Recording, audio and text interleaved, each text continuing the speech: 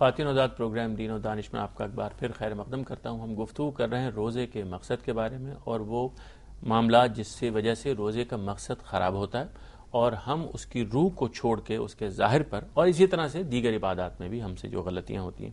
آپ سے بات ہو رہی تھی فقہی جو شرائط ہیں روزے کی اور نماز کی اور دیگر عبادات کی. مسلمانوں میں عام طور سے چونکہ فقہی معاملات کا زور زیادہ ہے اس وجہ سے ہم اس توازن کو یعنی ٹھیک کرنے کی بات کر رہے ہیں. ہم یہ نہیں کہہ رہے کہ جو فقہی شرائط ہیں ان کی کوئی اہمیت نہیں.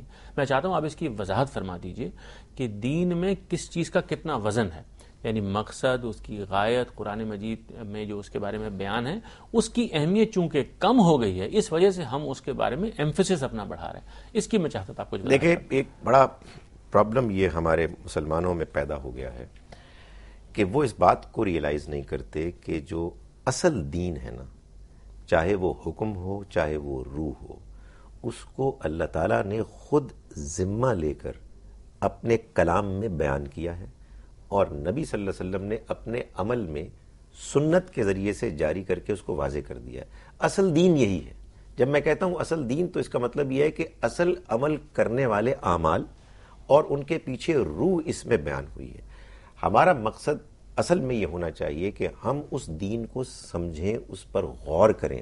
غور کرنے کے نتیجے میں اصل میں انسان اس میں مینٹلی انوالوڈ ہو جاتا ہے، انسان اس کو سوچتا ہے، اس کو اہمیت دیتا ہے.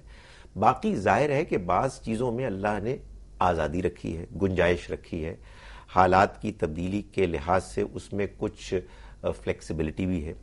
ان معاملات کو ہمارے علماء نے دیکھا، اس پر غور کیا اور اپنے اپنے حالات، اپنے اپنے فہم کے لحاظ سے انہوں نے کچھ چیزیں تجویز کی کہ جو فقہ کا حصہ بن گئیں.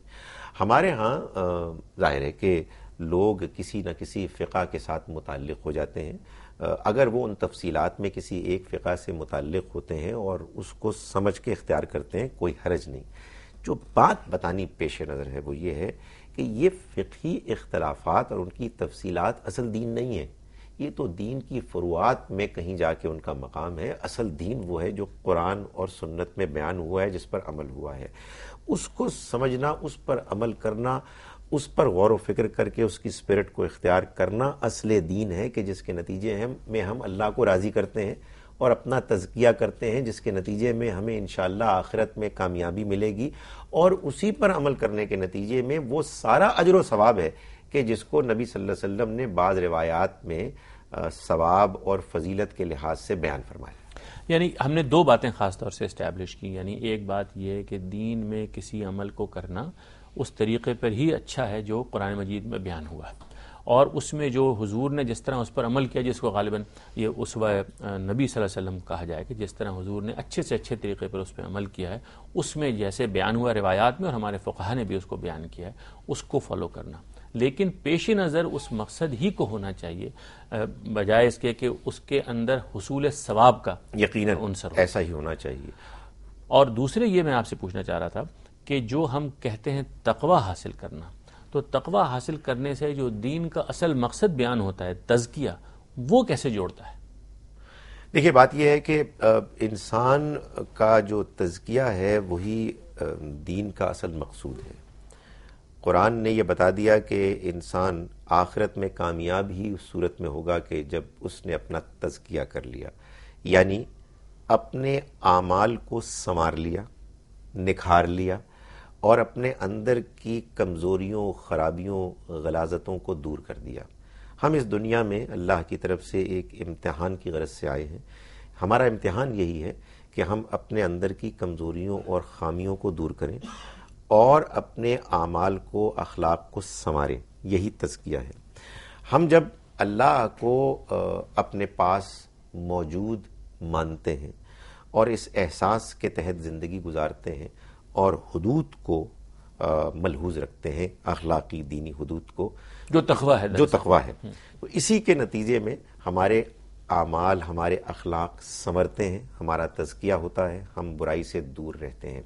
یہ جو ہم گفتگو کر رہے ہیں نا کہ ہم الجھ کہاں گئے، ہم الجھ گئے ہیں ان بحثوں میں کہ جو یا تو بڑی ثانوی حیثیت رکھتی ہیں یا ان کی دین میں کوئی حیثیت، اہمیت ہے ہی نہیں. ہم ایک سے دوسرے کے اختلافات کو بڑی اہمیت دیتے ہیں.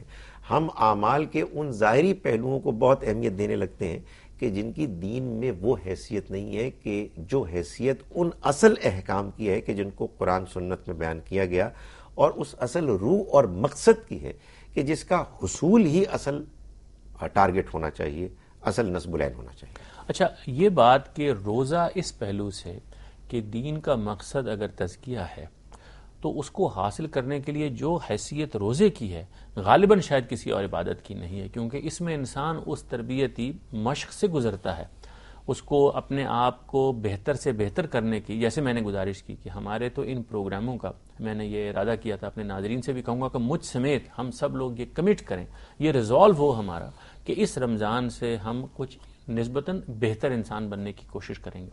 تو روزے میں جو یہ مواقع ملتے ہیں یہ غالباً کسی اور عبادت میں نہیں ملتے۔ کوئی شک نہیں ہے، دیکھیں اس میں بھی جو ایک اچھا انسان بننے میں میرے اندر رکاوٹ میں خود ہوں، میری انا، میری خواہشات، میرے نفسانی رجحانات۔ تو روزے میں کیا کرتا ہوں؟ روزے میں میں اصل میں اپنے آپ کو کنٹرول کرتا ہوں، میں اپنے اگینسٹ فائٹ کرتا ہوں، میں اپنی بھوک اور پیاس کے باوجود اپنے آپ کو کہتا ہوں کہ میں اپنی ضرورت کو پورا نہیں کروں گا، اس لیے کہ میرے پیش نظر ایک اعلیٰ مقصد ہے۔ وہ مقصد روزے میں کیا ہے؟ روزے میں وہ مقصد یہ ہے کہ اللہ نے مجھے حکم دیا ہے کہ تم بحیثیت انسان کمزور ہو، تمہیں اپنے آپ کو بہتر کرنے کے لیے ایک تربیتی پروگرام سے گزرنا ہے۔ میں تم کو حکم دیتا ہوں کہ اس تربیتی پروگرام سے گزرنے کے لیے تم اپنے اوپر ایکسٹرا پابندیاں عائد کرو۔ جب میں اپنے اوپر وہ پابندیاں عائد کرتا ہوں تو اس کے نتیجے میں میرے اندر یہ صلاحیت پیدا ہوتی ہے کہ جب میں کمزور پڑتا ہوں، جب میرے اندر لالچ آتی ہے، جب میں اپنی انا کی وجہ سے دوسرے کو اپنے سے کمتر سمجھتا ہوں، میں دوسرے کو اس کا نقصان کرنے کے لیے مائل ہوتا ہوں، تو میرا اپنے اوپر کنٹرول کرنے کا جو ایک صلاحیت ہے، ایک جو میرے اندر جذبہ پیدا ہوتا ہے، وہ میرے کام آتا ہے، اور میں اپنے آپ کو پھر اس سمجھانے کی پوزیشن میں ہو سکتا ہوں اگر میں اپنے روزے کو صحیح طرح سے استعمال کروں تقوی کی آبیاری اور اپنے تزکیے کے لیے۔ میں اپنے آپ کو یہ کہہ سکتا ہوں کہ دیکھو میں اس شخص کو نقصان پہنچا سکتا ہوں، مجھے غصہ بھی آ رہا ہے لیکن میں نہیں پہنچاؤں گا، میرے اللہ کا حکم ہے، اور میرے اللہ کا حکم ہر حال میں غالب ہونا چاہیے، اس کو اہمیت حاصل ہونی چاہیے۔ جو بات ہم بار بار ایمفسائز کرنے کی کوشش کر رہے ہیں کہ یہ جذبہ پیدا ہونا، یہ خوبی پیدا ہونا، یہی اصل میں روزہ رکھنے کا اصل مقصود ہے، اور اسی کے نتیجے میں ثواب ملے گا، اسی کے نتیجے میں سارا اجر ہم کو حاصل ہوگا، ہم اس کے مستحق بنیں گے۔ ورنہ اس کا شدید خدشہ ہے کہ ہم روزے کی اصل حقیقت سے محروم ہوں اور اس سارے اجر کے حاصل کرنے کی پاسبلٹی سے بھی محروم ہوں۔ وہ جو ایک لفظ آتا ہے دین میں اکثر برکت، یعنی کسی چیز کی جو اصل برکت اور اس کی جو انعام اور اس کے فضائل ہیں وہ دراصل یہاں فعال ہوتے ہیں، یعنی اس جگہ ان کا عمل ہوتا ہے۔ کوئی شک نہیں۔ یہ میں آپ سے بات کرتا ہوں ایک وقفے کے بعد۔ خواتین و حضرات ہمارے ساتھ رہیے۔